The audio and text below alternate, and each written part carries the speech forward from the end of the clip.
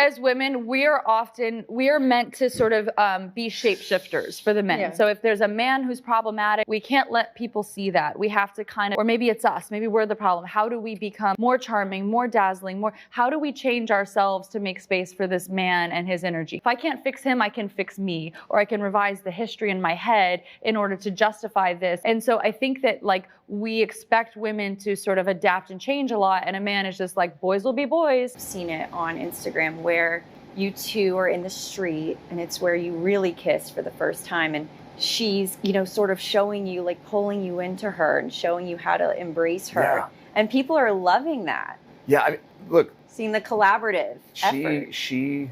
I don't think people realize how involved she was in this movie. And she's a producer on the film from the beginning to the end.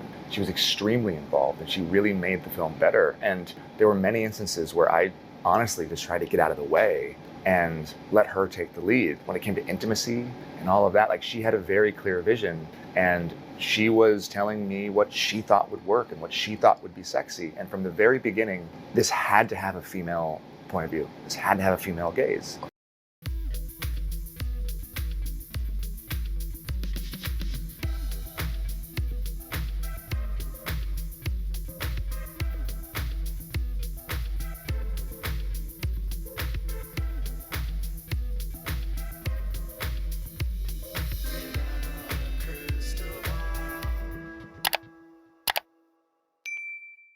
Hi, friends. It's Katie from Without a Crystal Ball. Welcome back to my channel. When you read Blake Lively's complaint, do you ever get the sense that some of the stories are completely fabricated, or else they sound like they came from a movie? There was a few times in her amended complaint where I felt as though the story was either completely fabricated or it was pulled from the plot of a movie, because I couldn't imagine really anyone having this conversation publicly with anyone.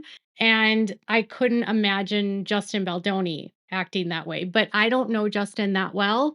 And, I wanted to show to you that Justin acknowledged in the very beginning of this video that Blake did take the lead a lot when it came to intimacy and the planning of intimate scenes. He spoke to Access Hollywood, and he actually talked about the struggle he had because he is a method actor. So method acting is a technique that's known where an actor that's involved in the film will immerse themselves in a character's emotions and experience. It's controversial, and it's an iconic technique that emphasizes authenticity and psychological realism. So sometimes they will draw on their own memories to create authentic performances. They'll inhabit the mind of their character.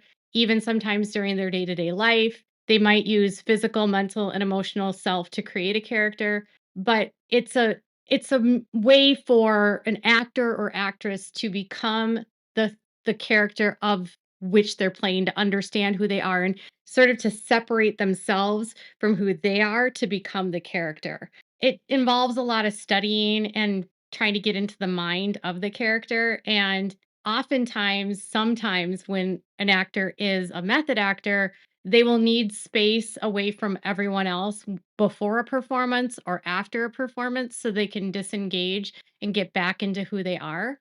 And this is something that he talked about, that after specific scenes, he would sometimes have to go to a trailer. He'd have to cry or just sort of like shake himself out of it, because who Ryle was such a different person than him.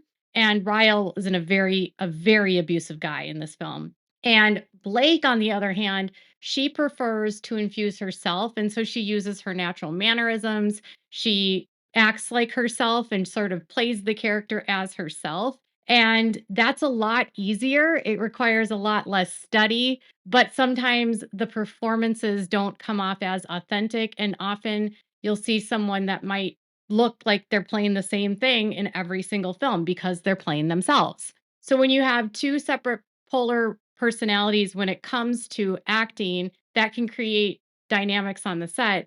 And so there was definitely some tension on the set related to method acting versus playing yourself. So you add the differences of opinion on acting, and then I want to just be very clear that this film is graphic. It contains violence. It's very disturbing in terms of like what Ryle does to her. There's a complete scene where he attempts to essay her, she's battered from the situation. She gets a bite on her neck. It's visceral. It's scary.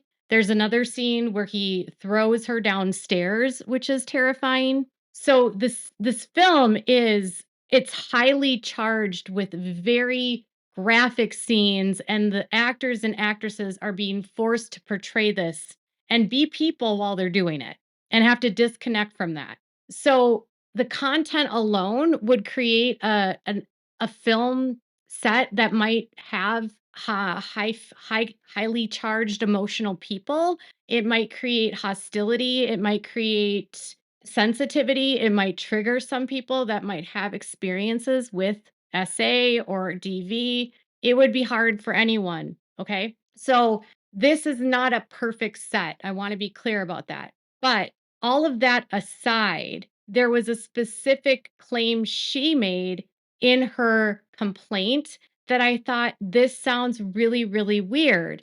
And then one of my followers, or some of you in my comments, started talking about this Jay Leno episode from like 2011, where Ryan Reynolds was on Jay Leno and he was talking about The Change Up, which is a film he made with Olivia Wilde. And he was telling Jay about how he broke character in this film because he was doing an intimate scene with her. She took off her top. She had pasties on to cover her that area, and they had smiley faces on them. And he said that he had to pretend like he wasn't broken in his character when he was doing the scene with her, even though he broke character. And when the scene was over, he then fondled her and he admitted to fondling her. And then he tried to frame it like he didn't fondle her and he was trying to protect her. And then he makes a comment about there's a fine line between acting and sexual SA. So they're there, palms are a little sweaty, don't know what's happening. I'm trying not to look at her like a 14-year-old boy who just won the lady lottery. So the scene is over now. There's 65 crew members around. I mean, there's all these guys. There's like the one the jackpot. I'm sitting there and I reflexively, like an idiot, just hands right back on her breast.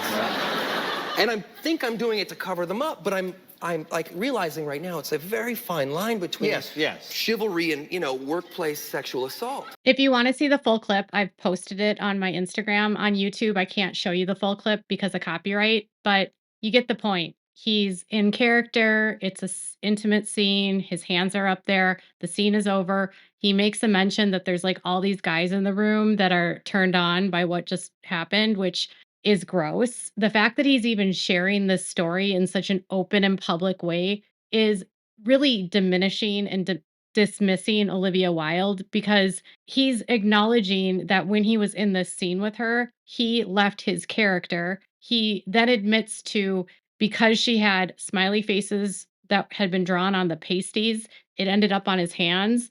And then because she was exposed, somehow he covered her back up. And I don't think that's really why he did that. I think he's just trying to explain away why he groped her. I don't know if he was trying to get in front of a story that maybe he was concerned about something. I have no idea.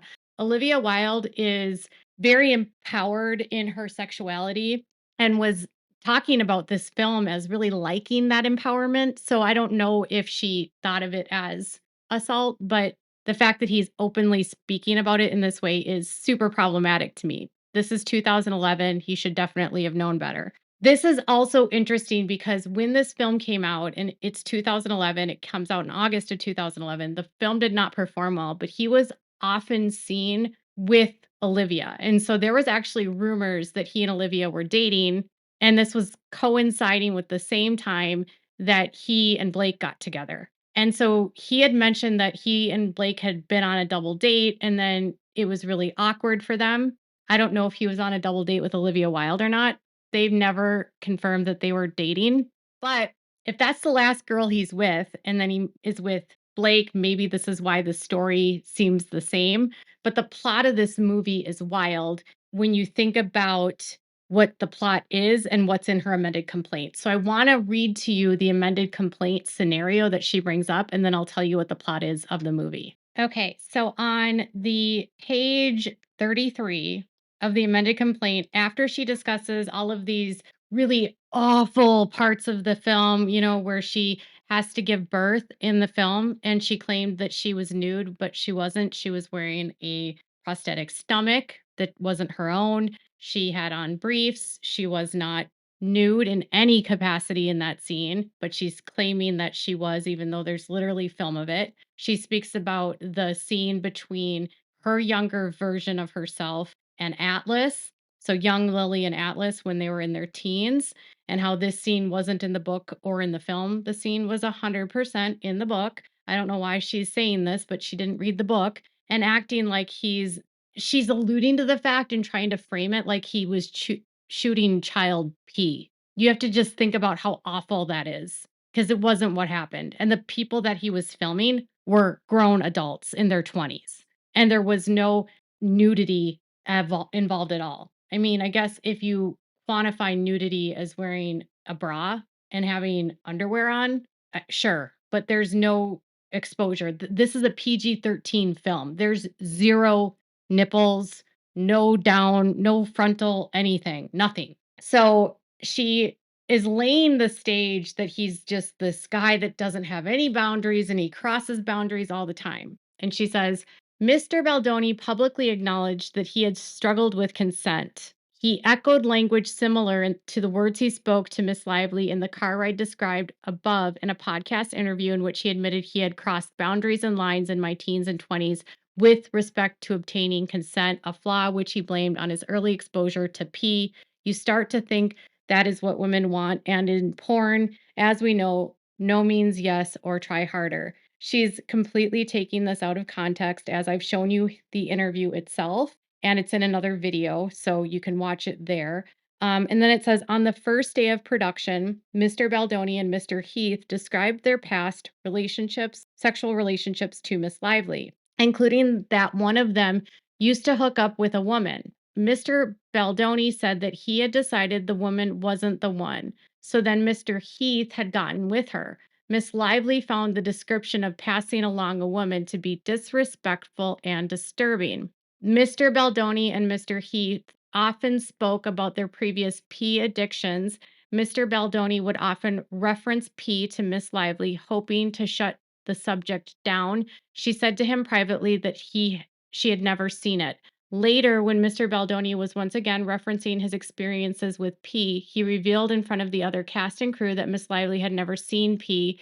It was an incredibly invasion of her privacy to discuss any aspect of her intimate life with the cast and crew, much less something that she had only told Mr. Baldoni to try to get him to stop talking about the subject with her. Okay, so she's trying to act like this is all very egregious. And so she says that he and Mr. Heath are telling her about their past relationships. Now, both of them are married, both of them are fathers, neither one of them are single.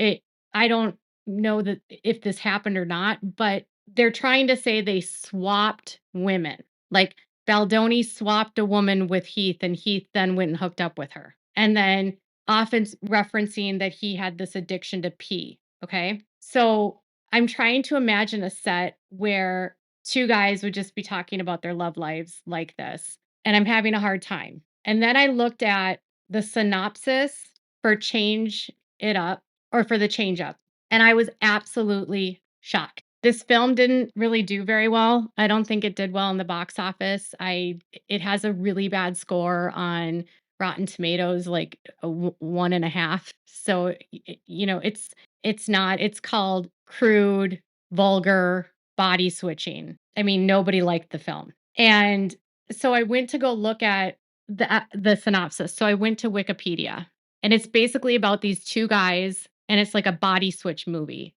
Those were like super popular back in the day, where like something would happen and then suddenly you were the kid, the kid was the adult was the kid, like in Big. And in this film, the two guys who are not friends in real life, they're like at a bar and they're really drunk, and then they go into a public fountain and they go to the bathroom in the fountain, and suddenly this magic fountain makes them swap bodies.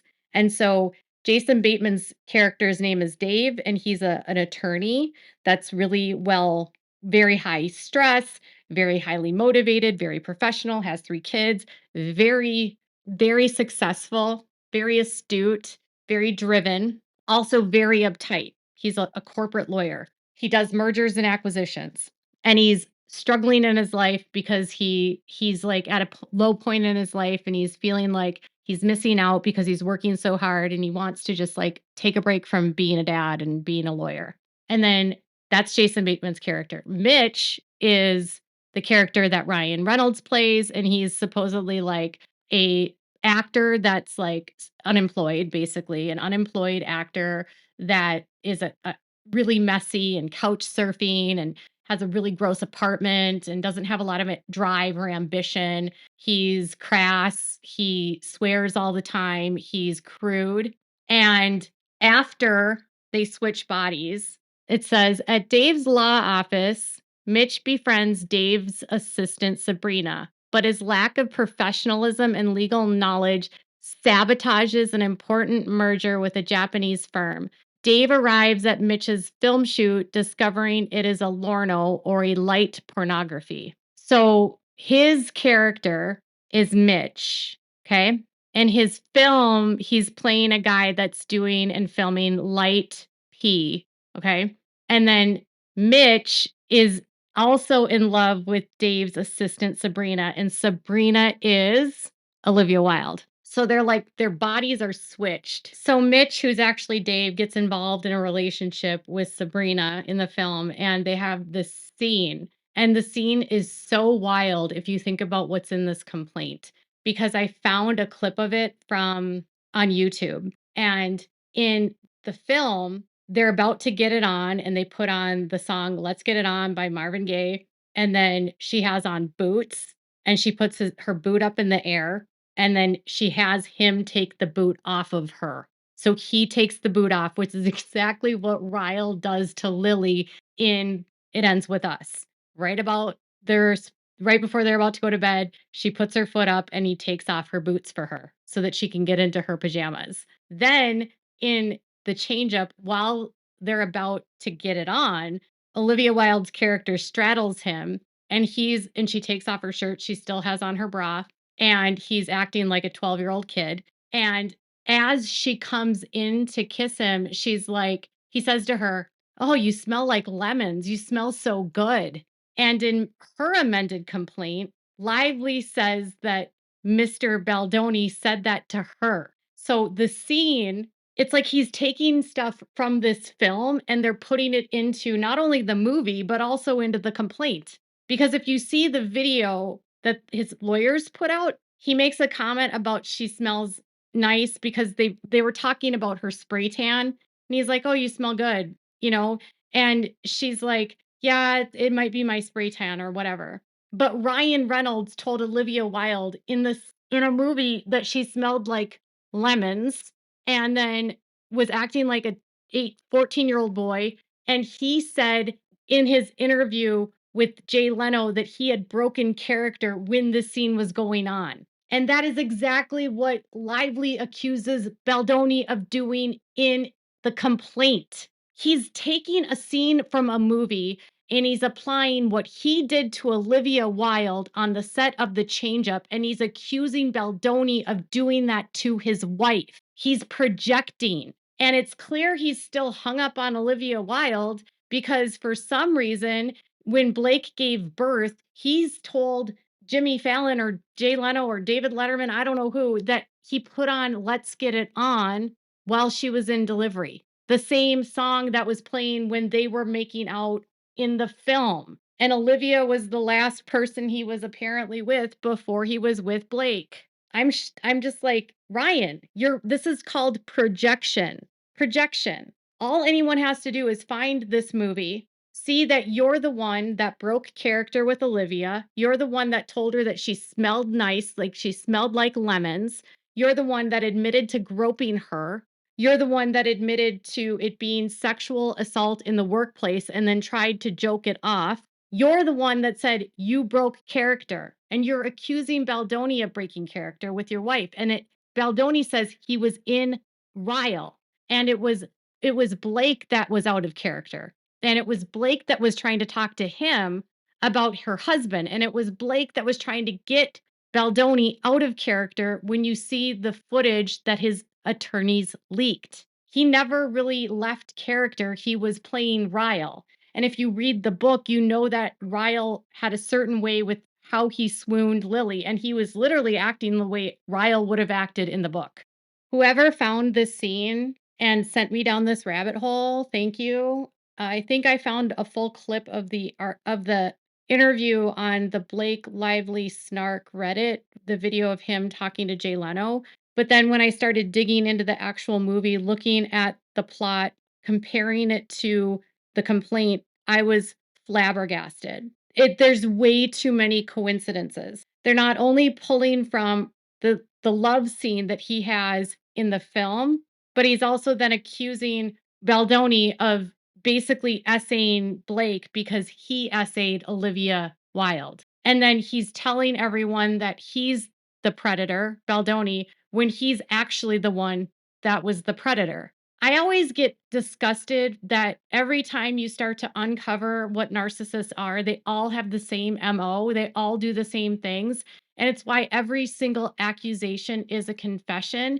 And it's again why I believe that Ryan is the person that is behind all of this. Because yes, sets will have certain similarities, but it seems like she's either mirroring or mimicking what Ryan did, or she's following Ryan's direction, or she's seen what Ryan has done and how it works, right? So maybe she's out of scene, maybe she's out of character and she needs to explain this away, or I don't know what. They want to set him up in some way, something. And so they come up with all of this crap and then they start pulling from a movie and using what Ryan did and saying that this is what Justin did to Blake. So you mean to tell me that exactly what Ryan did to Olivia Wilde is exactly what he claims happened to his wife by Baldoni and what Blake claims Baldoni did to her? Please tell me that's not a coincidence or that is a coincidence. They lie about everything. They're liars. I'm just disgusted by the whole situation. So that's what I found today. I hope this video somehow makes it to Justin's lawyers. I have stayed away from interacting with that. So if one of you wants to pass it along, go for it. They should check out the Change Up 2011. Watch the film, pay attention to the scenes. Ryan's known from pulling inspiration from other films he was in. He's known for repeating scenes. He's been accused in the past of plagiarizing other people's work. So this doesn't surprise me that he would pull from another movie, apply it to a new movie, and then again plagiarize what he did to Olivia Wilde and accuse someone else of doing it. Because he has a guilty conscience, because he knows who he is. It's gross. So let me know, do you see it? Tell me in the comments below. Make sure to give this video a thumbs up. Please subscribe to my channel if you haven't subscribed and click the bell to never miss a video. Thanks so much for watching. Bye guys.